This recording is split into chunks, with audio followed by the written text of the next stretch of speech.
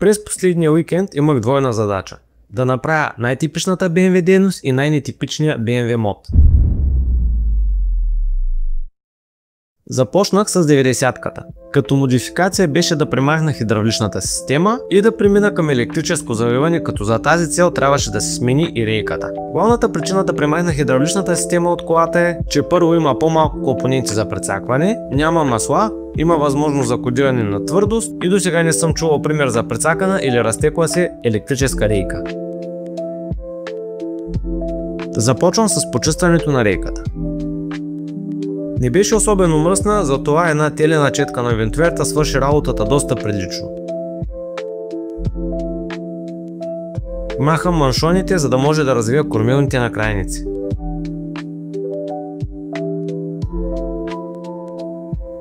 Да, тук се вижда как не успявам да ги премахна.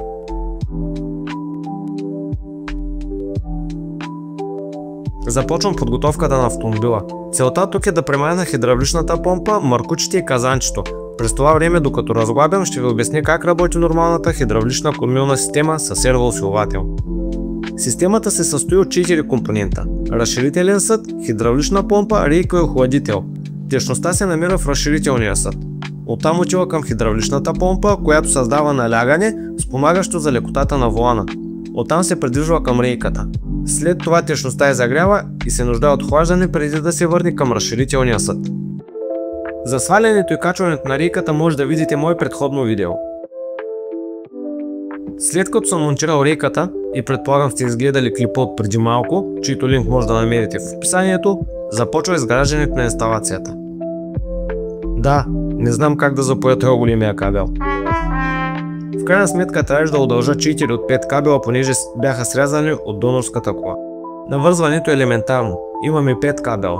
Вляво са 3 комуникационни, кан висок, кан нисък и 5 кан. Вдясно са двата силови кабела, плюс и минус, като плюсовия трябва да мине през бушон поне 80 ампера, за препоръчване 100. Кабелите са прибрани в гофри и изглеждат долу-горе така.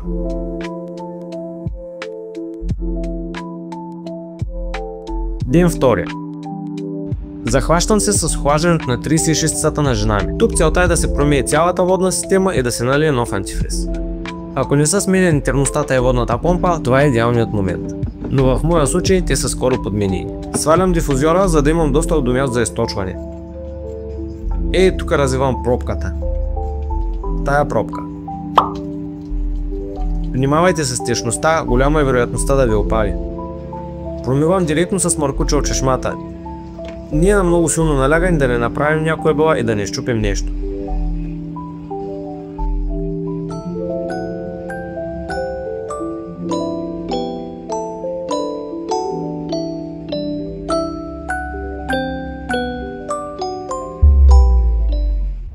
Свалям маркучите, понеже имам достъп и ги изплаквам отделно.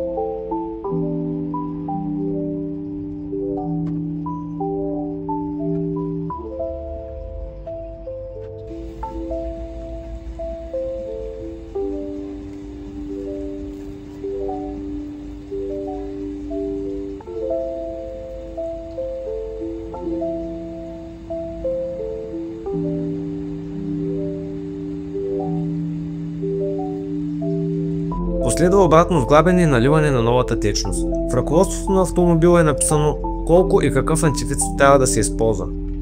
Тук той е червен, готов за използване с точка на замръзване от минус 30 градуса.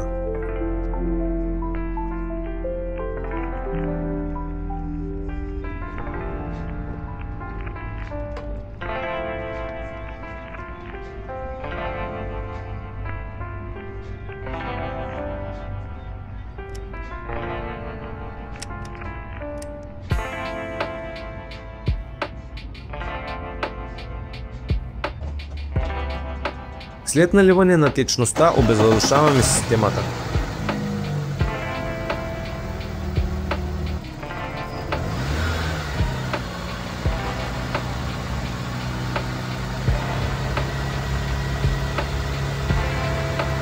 Ако се наложи, доливаме още. Щом парното започне да духа топло и системата спре да изкарва балончета, значи сме готови.